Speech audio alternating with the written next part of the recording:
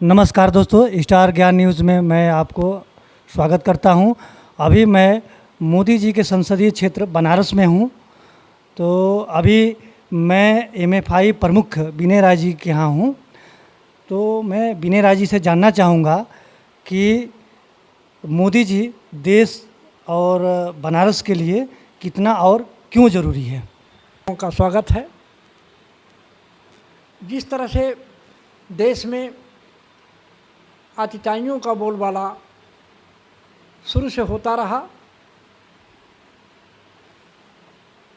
एक समय राम को अवतार लेकर के रावण जैसे आतिताई का संहार करना पड़ा। कृष्ण जी को कंस और दुर्योधन जैसे लोगों का संहार करना पड़ा। उसी तरह से आज देश की जो स्थिति है उसमें मोदी और योगी जी इतने ज़्यादा ज़रूरी हैं कि अगर ये नहीं होते तो आज देश का क्या हालत होती। इनके आने से देश में अमन चैन कायम है। आज माफिया, अपराधी, आतंकवादी जिस ढंग से अत्याचार फैला रहे थे, लेकिन योगी जी के आने के बाद से वो बैक हो गए हैं, पीछे हो गए हैं और आज यहाँ अमन चैन का राज्य है। इसलिए मेरे संगठन का मानना है कि दुनिया के लिए, भारत की दुनिया में जो स्थिति थी, आज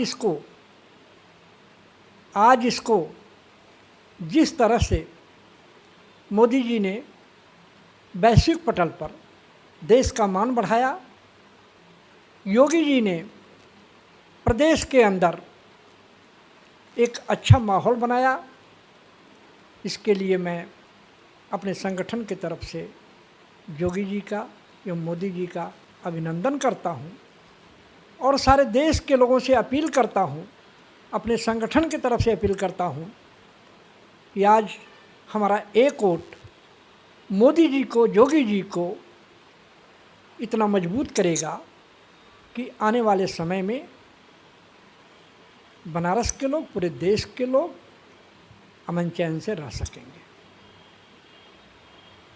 तो अच्छा, ये मोदी जी जो है अभी तक जो बनारस में किए उसका पूरा आकलन है और आगे क्या लग रहा है मोदी जी का, माने किस क्षेत्र में काम करना चाहिए। ऐसे तो मोदी जी दो तरफ से, एक तो जो पुरातन चीज़ें हैं उनको संरक्षित रखते हुए जो आधुनिक भारत में जिस तरह के विकास की ज़रूरत है उसके लिए पूरी तरह से संकल्पित हैं और कर भी रहे हैं। मोदी जी के आने से पहले बनारस जो लोग आते रहे होंगे, देखे होंगे कि यहाँ की क्या सिचुएशन थी, क्या पोजीशन थी, लेकिन आज का बनारस, नया बनारस पूरी दुनिया के लोगों के स्वागत के लिए तैयार है और इतना विकास हुआ है बनारस के अंदर, देश के अंदर इतना विकास हुआ है कि शायद आगे जो और विकास होना है उसमें मोदी जी की, योगी जी की भूमिका बहुत ज़्यादा बढ़ने वाली है। मेरी अपील है लोगों से कि जाति और धर्म से ऊपर उठ करके ऐसे लोगों का स्वागत करें, ऐसे लोगों का अभिनंदन करें और इस लोकतांत्रिक पर्व पर ऐसे लोगों को अपने मत के द्वारा आगे बढ़ाने की कोशिश करें। मोदी जी, आपने बताया कि भारत के लिए क्यों और कितना ज़रूरी है। तो अभी जो ये बनारस का जो यहाँ पे माहौल है, जो जैसे कि बोलते हैं भारत की धार्मिक राजधानी बनारस को, तो उनका ये है कि विरासत भी और विकास भी। अभी का जो मेन उनका जो नारा है वही है कि विरासत भी, विकास भी। तो विरासत में कितना अभी तक हासिल कर पाए, इस पर दो शब्द। जहाँ तक विरासत की बात है और विकास की बात है, यदि विकास से ही संतुष्टि मिलती तो जो देश विकसित हो चुके हैं वहाँ के लोग पूरी तरह से संतुष्ट हो जाते, लेकिन ऐसा नहीं हुआ।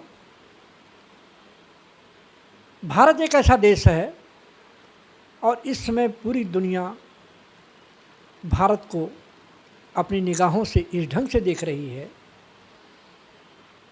कि भारत के बताए रास्ते पर चलना चाहती है।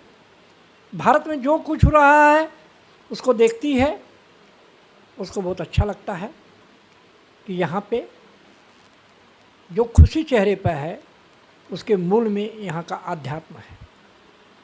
यहाँ गरीब से गरीब व्यक्ति ठहाका लगा के हंसता है और अपना जीवन जीता है, जबकि विदेशों में, पश्चिमी देशों में जिसके पास पैसे नहीं हैं वो इतना अपने को कमज़ोर समझता है और फ्रस्ट्रेट हो जाता है। इस समय इस पे भी शोध हो रहा है और इसमें बनारस का प्रमुख स्थान है।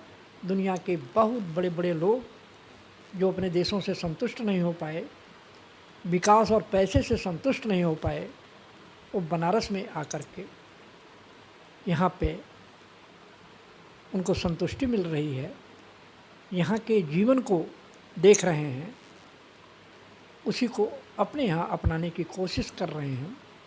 हमारे यहाँ योग प्राणायाम के द्वारा, आध्यात्म के द्वारा, धर्म के द्वारा लोगों को जितनी खुशी मिलती है, गरीब से गरीब व्यक्ति भी यहाँ खुशी खुशी रहता है। इसलिए मेरे जैसे लोगों का मानना है, मेरे संगठन का मानना है कि जो हमें खुशी दे उसी रास्ते को हम अपनाएं और ऐसा दुनिया के लोग बनारस में आकर के ऐसा खोजने की, देखने की चेष्टा कर रहे हैं और यहाँ आकर के संतुष्ट हो रहे हैं। अच्छा, हम जानना चाहें कि विरासत क्या है, भारत की विरासत या हमारे सनातन धर्म की विरासत क्या है, इसको जानना चाहेंगे। देखिए, भारत में हमारे यहाँ ऋषि परंपरा है। सैकड़ों साल पहले की परंपरा और हजारों साल पहले की परंपरा, हजारों साल से हमारे ऋषि मुनियों ने त्याग और तपस्या करके जो जीवन पद्धति हमको दी, हम उसी जीवन पद्धति पर जी रहे थे। इधर आकर के उसमें क्षरण शुरू हुआ है और इसी को बचाने के लिए हमारे देश के जो बुद्धिजीवी हैं वो लगातार चिंतन कर रहे हैं कि देश जो पश्चिम दिशा में भाग रहा है, पश्चिम देशों के प्रति जो उनका आकर्षण बढ़ रहा है, तो हमारे यहाँ के योगाचार्य, बुद्धिजीवी, संत, महात्मा आज फिर पुरानी चीज़ों को, विरासत का मतलब कि हमारे जो ऋषि मुनि जो हमको दे के गए थे वही मेरी विरासत है और हम उसकी रक्षा के लिए सदैव प्रयास कर रहे हैं। होता क्या है कि लोग चमकती हुई चीज़ों को, एक बच्चा भी है तो चमकती हुई चीज़ों के प्रति उसका आकर्षण बढ़ता है। वही पोजीशन हमारे देश की हुई है। आज का बालक, आज का वृद्ध, दोनों, बालक तो सोच नहीं पाता है, लेकिन बुजुर्ग लोगों के विषय में हमारे यहाँ की संस्कृति जो थी उसमें बालक का और वृद्ध का बहुत ही सम्मान होता था। बालक का पूरा संरक्षण होता था वृद्ध का सम्मान होता था। लेकिन जो पश्चिमी संस्कृति है उसमें इन्हीं दोनों का अनादर है। आज इसी को बचाने के लिए, अपनी पुरानी विरासत को बचाने के लिए हम और हमारा संगठन, हमारे देश के बुद्धिजीवी लगातार प्रयास कर रहे हैं कि पुनः पुरानी चीज़ों को वापस लाया जाए।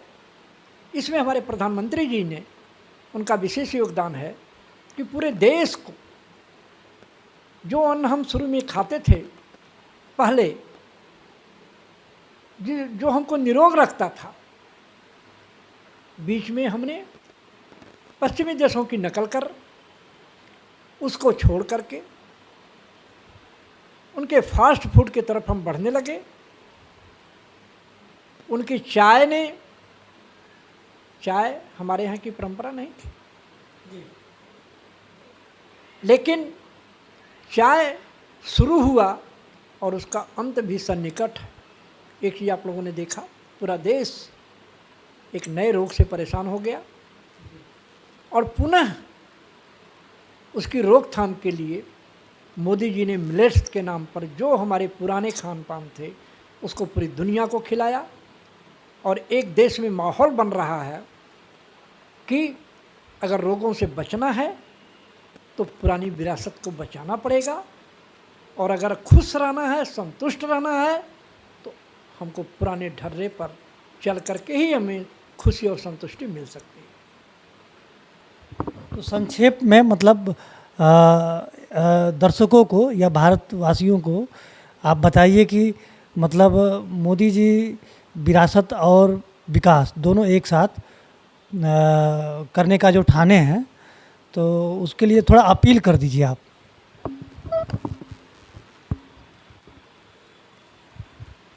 मैं बनारस और पूरे देश के लोगों से अपील करना चाहता हूँ कि प्रत्येक परिवारों को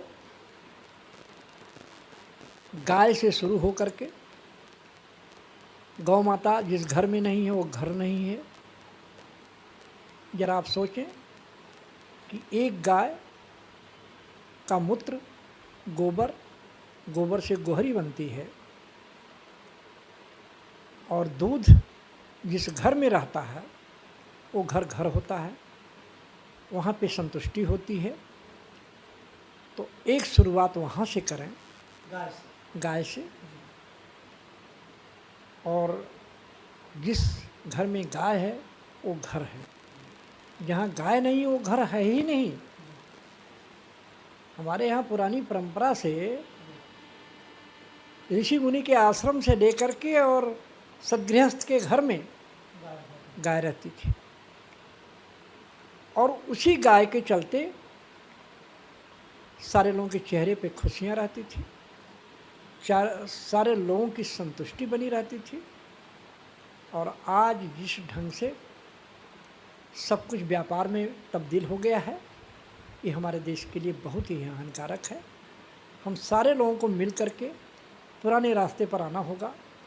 हमारे पुराने रास्ते जितने भी थे, जिस क्षेत्र के भी थे, वो सब इतने बढ़िया थे कि उससे हमको बहुत संतुष्टि रहती थी। लेकिन आज ऐसा नहीं है। आज सारे लोग व्यापार के चलते, दूध वाला दूध में उल्टा सीधा कर रहा है। जिस दुकान पर जाइए, दुकान वाला, हर धंधे के लोग उसमें उल्टा सीधा कर रहे हैं, जिससे सारे लोग, यहाँ तक कि दवा में अगर आपको कुछ होता है, आप डॉक्टर के पास जाते हैं, डॉक्टर दवा लिखता है, आप दवा के लिए जाते हैं, दवा भी नकली मिलती है। इसके खिलाफ एक अभियान छेड़ने की ज़रूरत है। मैं प्रधानमंत्री जी से गुजारिश करूंगा, लोगों से कहूंगा कि जागरूकता लाएं कि दवा से लेकर के, खान पान से लेकर के जितनी भी चीज़ें हैं उसमें मिलावट न होने पावे। और अगर मिलावट नहीं होगी तो हमारा देश फिर पुरानी स्थितियों में आ जाएगा। दोस्तों, अभी MFI प्रमुख विनय राय जी से संक्षेप में हम लोग विरासत और विकास, मोदी जी का जो नारा है, उसके बारे में समझ रहे थे। अभी आप लोग बने रहिएगा इस चैनल पे। मोदी जी के चुनाव तक जो है मैं आपको जो MFI संगठन है उसके पदाधिकारियों या स्वयं प्रमुख जी से मैं रोज़ आपको यहाँ मोदी जी के बारे में, बनारस के बारे में अपडेट देता रहूँगा। तब तक आप बने रहिए। नमस्कार, धन्यवाद।